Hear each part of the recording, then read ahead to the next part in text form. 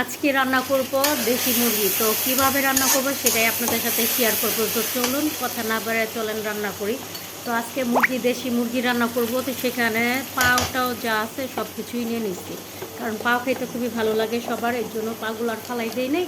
তো সাথে পাগুলো বাঁচতে কষ্ট হয়েছে, তারপরেও কষ্ট করলে বলে মিষ্টি পাওয়া যায়, সত্যি কথা কিনা যায় না। তো কষ্ট করে এই যে পাগুলো ছিললাম। আর দেশি মুরগি যে এক এক করে অনেক, আর মুরগি রান্না করলে একটু তেল বেশি দিতেই হয়, জানি না, আমার ক্ষেত্রে একটু তেল আমি বেশি দিই সবসময়।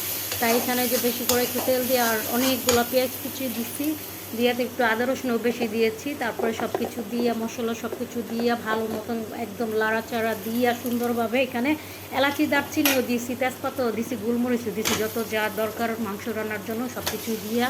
তারপর এখানে এই যে এক এক করে সব মশলা আমার কষানো হয়ে গেছে। এই যে পাওগুলো কীভাবে আমার দিকে তাকাই নিচ্ছে দেখতে পাচ্ছে।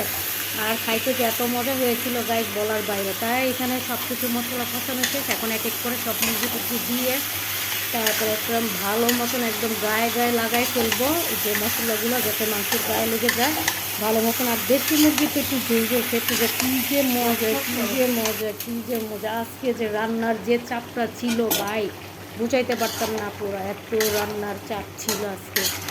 যাই হোক, এখানে সব মশলা একসাথে ভালো মতন একদম লাড়াচাড়া দিয়ে একদম মশলা সব কিছু, আজকে সময় নাই বিধে আলুও দিয়ে দিচ্ছি মুরগির সাথে ভালো মতন একদম কষায় তারপরে রান্না করবো। তারপরে এখানে পাশের চুলায় গরম পানি দিয়ে দিচ্ছি, গরম পানি দিলে তরকারির টেস্টটা একদম যেমনটা সেমনই থাকে। তাই এই যে পাশের চুলায় আর গরম পানি বসাই দিয়ে তারপরে এই যে আমার মুরগি কষানো শেষ। তারপর আপনার দেখছেন মাশাল্লাহ মাশাল্লাহ বলতে ভুলবেন না, কারণ তরকারির কালারটা এত সুন্দর হয়েছে, এত সুন্দর হয়েছে বলার বাইরে।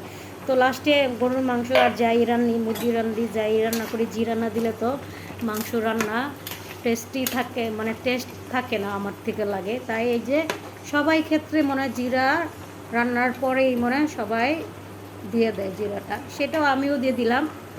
আমার মুরগি রান্না করা শেষ, এই তো আমি জিরার গুঁড়া দিয়ে দিছি। আর দেখছেন আমার মুরগির রান্নার কালারটা কত সুন্দর হয়েছে, মাশাল্লাহ মাশাল্লাহ। কারো যদি আমার এরকম রেসিপিটা ভালো লাগে তো ট্রাই করবেন।